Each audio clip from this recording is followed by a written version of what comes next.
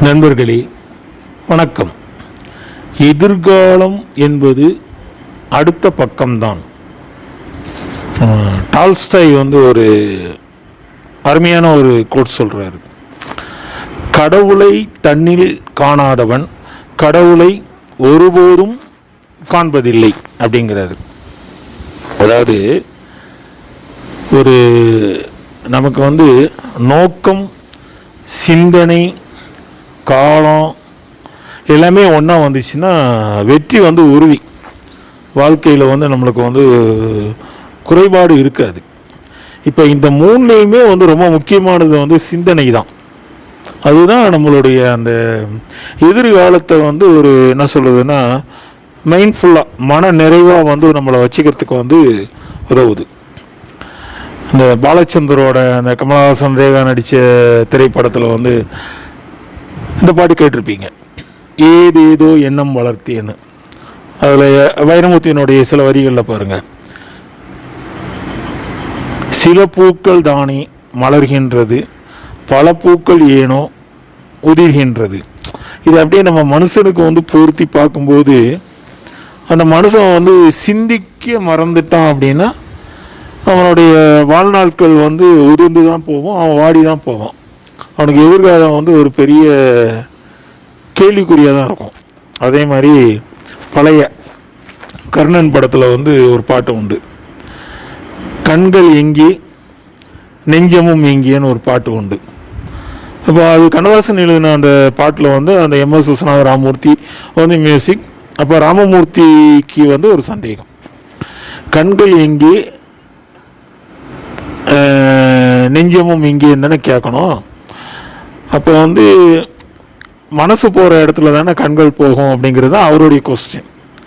ஆனால் இங்கே வேற, இங்கே அவ மனைவி அரசனாக இருக்கிற கணவனை தேடிட்டு இருக்கிறா. அப்போ அதில் அடுத்த வரியில் ஆன்சர் வருது, துயிலாத பெண்மைக்கு ஏன் இந்த மனது அப்படின்னு சொல்லிட்டு அவருடைய மனசை காட்டுற மாதிரி. என்னன்னா, என் மனசை நீ படிக்க மாட்டேங்கிறிய அப்படிங்கிறது. இதே பாட்டை தான் முதல்வன் படத்தில் வைரமுத்து ஒரு பாடலில் இதே பாட்டினுடைய எதிரொலிப்பு மாதிரி இருக்கும். அதில் இன்னொரு விஷயம் என்ன அப்படின்னா, இந்த எதிர்காலம்னு சொல்லும்போது இப்போ அந்த ஃப்ராக்ஷன் ஆஃப் செகண்டு கூட, அந்த நொடி கூட எவ்வளோ ரொம்ப முக்கியமானது அப்படின்னா, அதாவது ஊசலாடுற உசுருக்கு ஒரு உன்னத முயற்சி கூட அடுத்த நொடியில் உயிர் கொடுத்துரும். இப்போ ஒருத்தர் ரோட்டில் ஹார்ட் அட்டாக்கில் தவிச்சிக்கிட்டு இருக்காருன்னா, அந்த சிபிஆர் பண்ண தெரிஞ்ச அந்த நெஞ்சை அழுத்தி அவருக்கு உயிர் மூச்சை கொடுக்க தெரிஞ்சவர் டக்குன்னு அவருக்கு நெஞ்சை அழுத்தி அவர் வாயிலிருந்து மூச்சு காற்றை எடுத்து இது பண்ணால் அந்த செகண்டில் அவருக்கு டக்குன்னு ஒரு ஃபர்ஸ்ட் எய்டை பண்ணி அவர் உயிரை காப்பாற்றிடலாம். அதுக்கப்புறம் ஆஸ்பத்திரியில் போய் இது பண்ணிடுவார். அதனால் அது ரொம்ப முக்கியமான தருணம். அதேமாதிரி என்ன சொல்லுவோம்னா, தெரிஞ்சே சில நேரங்களில் சில விஷயங்களை நம்ம பறக்க விட்டுருவோம், தவற விட்டுருவோம். நானே நானான ஒரு திரைப்பட பாடல் வருது, வாணிஜ்யராம் பாடின பாட்டில் இந்த வரி வருது. அந்த பாடல் வரிகள்லேருந்தே நம்ம இதனுடைய அர்த்தங்களை பார்க்கலாம். அதாவது, சிறையில் வளர்வதும் சிறகு தேய்வதும் ஒரே நிலவு. அந்த வானத்தில் வளர்ற நிலதான் மேகத்தில் போய் மறைஞ்சி சிறையில் இருக்க மாதிரியும் தெரியுது. அப்புறம் பார்த்தீங்கன்னா இந்த அமாவாசை வந்த உடனே பௌர்ணமியிலேருந்து தேஞ்சி இது பண்ணி போயிடுது. ஆனால் அது ஒரு தோற்றம் தான். அது மாதிரி தான் நம்மளுக்கு மனசில் தைரியம் இல்லைன்னா அப்படியே கடுகளவு அப்படியே குறிஞ்சி இது மாதிரி ஆயிடுவோம், பள்ளத்தாக்கு மாதிரி ஆயிடுவோம். ஆனால் தைரியம் இருந்தது அப்படின்னா பெரிய குன்று மாதிரி, பெரிய இமயமலை உயரத்துக்கு நம்ம உயர்ந்துடும். அப்போ நம்மளுக்கு என்னென்னா ஒரு அலாரம் அடிக்கும், இந்த சந்தர்ப்பத்தை பயன்படுத்தி. இப்போ கதையை படிச்சுக்கிட்டே போகிறோம், அப்போ நம்மளுக்கு ஒரு ஆர்வம் வரும், இது இன்னும் என்ன தான் இருக்க போகுது கிளைமேக்ஸ் அப்படின்னு. ஆனால் கிளைமேக்ஸ் அடுத்த பக்கத்தில் தான் இருக்கும்.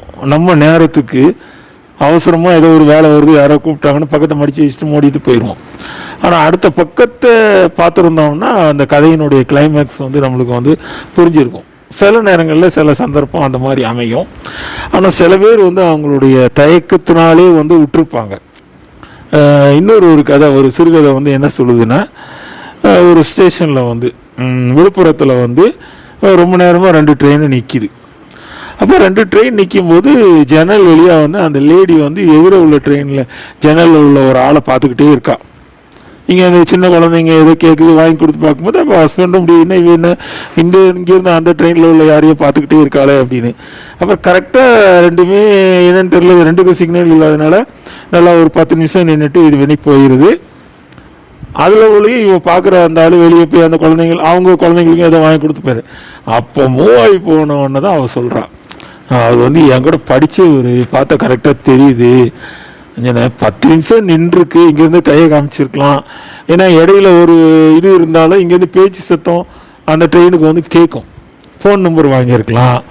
என்ன நீ வந்து நான் எவ்வளோ ஒரு இதாக இருந்தேன், ஃப்ரெண்டுன்னு தானே சொல்கிற, பேசியிருக்கலாம்ல, அதில் என்ன உனக்கு தயக்கம் அப்படின்னு. இப்படி தான் வந்து நம்ம பார்த்தீங்கன்னா சரியாக நிறைய சந்தர்ப்பங்களை வந்து அது என்ன சொல்கிறது, கிரிக்கெட்டில் வந்து ஒரு கேட்ச் வந்து மிஸ் ஆகிடுச்சுன்னா சோழி முடிஞ்சுது, அந்த ஆட்டமே வந்து டேன் ஆகிரும். அது மாதிரி வந்து அதுக்கப்புறம் பின்னாடி ஒரு இயக்கத்தை வந்து நம்ம என்னன்னு சொல்ல முடியும். இப்போ என்னுடைய ஹைஸ்கூலில் 9th படிக்கும்போது அஞ்சியம் ஹையர் செகண்டரி ஸ்கூலில் நான் படித்தேன். 9th படித்தேன், ரொம்ப ஸ்ட்ரிக்டாக இருக்கும். அப்போ 9th தான் அங்கே ஜாயின் பண்ணுறோம். நாங்கள் ஒரு 4 பேர் ஃப்ரெண்ட்ஸு. அதுக்கப்புறம் நான் கொஞ்சம் அந்த கவிதை பேச்சு போட்டி இதெல்லாம் இது பண்ணுறதுனால கொஞ்சம் லைட்டாக ஃபேமஸ் ஆகிட்டேன். இந்த இதில் படிப்பை கொஞ்சம் கோட்டை விட்டுட்டேன். அங்கே என்னென்னா அந்த 9thலாம் அடி கட்டிடுவாங்க சுத்தமாக 4 செக்ஷன். நாங்கள் வந்து 9th D, எப்படியும் ஒரு 20 பேரை போட்டு மட்டம் தட்டி எப்படி 60லேருந்து 65 வரைக்கும் அங்கே ஸ்ட்ரென்த்து இருக்குது. ஒவ்வொரு வகுப்புலையும் ஒரு 20 பேரை இது பண்ணிவிட்டு மீதி பேர் தான் ஃபில்டர் பண்ணி 10th ரிசல்ட் காட்டணும், இது பண்ணணும்னு அப்படி அனுப்புவாங்க. ரொம்ப இதான ஸ்கூலு, நல்லா பக்காவாக இருக்கும். அப்போது ரிசல்ட் பார்க்க போகும்போது திக்குன்னு தான் இருக்குது. அப்போ போய் பார்க்க மொத்த 9th A section, B section, C செக்ஷனில் சொன்ன மாதிரியே 20 பேரை காலி பண்ணிட்டாங்க. எங்கள் செக்ஷனில் வந்து சாந்தான ஒரு டீச்சர், அங்கே 17 ஃபெயிலாக இருக்குது. அதை ரிசல்ட்டை பார்க்குறேன், நான் வந்து பாஸ் லிஸ்ட்டில் இருக்கிறேன். அதுக்கப்புறம் தான் என்னென்னா இந்த கூட்டங்களை என்ன முடிச்சு நாளும் எல்லாம் வந்து என்னுடைய ஃப்ரெண்ட்ஸு வந்து அவங்க ரிசல்ட்டை பார்க்க வரல, என் ரிசல்ட்டை தான் பார்க்க வந்திருக்குறாங்க. அப்படி என்னமோ பெரிய அந்த இதில் வின் பண்ண மாதிரி என்னை தூக்கிட்டாங்க. அப்போ என்னை தூக்கிட்டு இது பண்ணும்போது அப்போ எனக்கு தான் ஒன்று ஸ்டக் ஆகும். சரி, இப்போ நம்ம வந்து தப்பிச்சிட்டோம், இனி எதிர்காலத்தில் வந்து நம்ம கவனமாக இருக்கணும். ஏன்னா இந்த சின்ன வகுப்பில் தொகுத்துட்டா பின்னாடி எப்படி இருக்குன்றது அதுலேருந்து நான் கொஞ்சம் கவனமாக ஆகிட்டேன். ஏன்னா அதே மாதிரி 20 தட்டி விட்டுருந்தா நம்ம, ஏன்னா அது எப்படி தெரிஞ்சுதுன்னா அந்த 10th ரெக்கார்ட் புக் உண்டு, அதில் 9th மார்க் வரும். அந்த மார்க்கை பார்க்கும்போது தான் ஆஹா நம்ம வந்து எஸ்கேப் ஆகிருக்கோம் அப்படிங்கிறதே நம்மளுக்கு வந்து புரிஞ்சிருக்கு. அதனால் சந்தர்ப்பம், வாய்ப்பு அதெல்லாம் வந்து நம்ம சரியான முறையில் பயன்படுத்திக்கிட்டோம்னா நம்ம வந்து வாழ்க்கை வந்து பிரகாசமாக இருக்கணும். அதுமாதிரி இன்னொரு இதில் வந்து என் தம்பி, அதாவது நேவி செலெக்ஷன், பாலிடெக்னிக் முடித்த உடனே அவன் போய் நேவியில் போய் இதாகிட்டான். விசாகப்பட்டினத்தில் வந்து அவனுக்கு இன்டர்வியூ நடந்துச்சு, நீச்சல் மற்ற இது டெஸ்ட்டு எல்லாம் நடந்துச்சு. அப்போ டெஸ்ட்லாம் முடிஞ்சவொடனே என்ன பண்ணிட்டாங்கன்னா ஒரு கரெக்டாக ஒரு அவங்கள செலக்ட் பண்ண ஒரு 168 பேர்லேருந்து ஒரு 50 பேரை செலக்ட் பண்ணிவிட்டு மீதி பேருக்கு ரிட்டர்ன் டிக்கெட் எடுத்து கொடுத்து மெட்ராஸுக்கு டிக்கெட் எடுத்து கொடுத்து அனுப்பியாச்சு. இப்போ இவன் ஒரு ஆள் மட்டும் என்ன பண்ணுறான்னா அந்த ஒரு ஹெட்டு வந்து பஞ்சாபி ஒருத்தர், அவர்கிட்ட போய் சண்டை போடுற மாதிரி கேட்குறான், நீங்கள் வந்து எல்லாம் டெஸ்ட்லாம் வச்சிங்க, எக்ஸாம் வச்சிங்க, ஓகே 100 மார்க்குக்கு வச்சுருக்கீங்க பாருங்கள். இப்போ நீங்கள் எப்படி வச்சுருக்கீங்கன்னா நாங்கள் டிப்ளமாவில் வந்து 4, அதாவது எலக்ட்ரானிக்ஸு, எலக்ட்ரிக்கலு, மெக்கானிக்கல், சிவில், அது மாதிரி. இப்போ நீங்கள் ஈக்குவலாக கொஸ்டின் கேட்காம என்ன பண்ணிட்டீங்கன்னா அந்த எலக்ட்ரிக்கல்லேருந்து 40 கொஸ்டின் கேட்டிருக்கீங்க.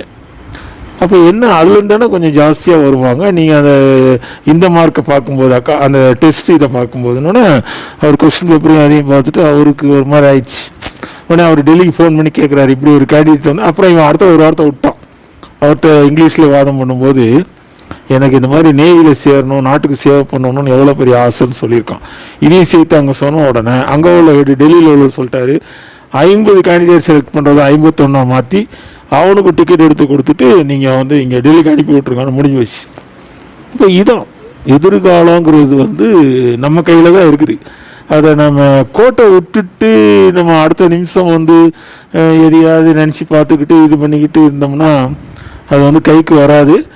பின்னாடி வந்து அது எப்படின்னா என்ன ஒரு நிறைவேறாத ஒரு கனவாக வந்து அது வந்து நம்மளை வந்து உறுத்திக்கிட்டே தான் இருக்கும்.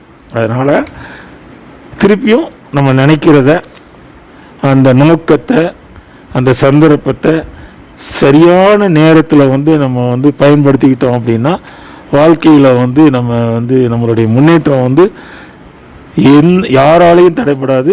எந்த சந்தர்ப்பமும் அந்த நம்மளுடைய அந்த முன்னேற்றத்துக்கும் வெற்றிக்கும் வந்து குறுக்க வராது. நன்றி நண்பர்களே.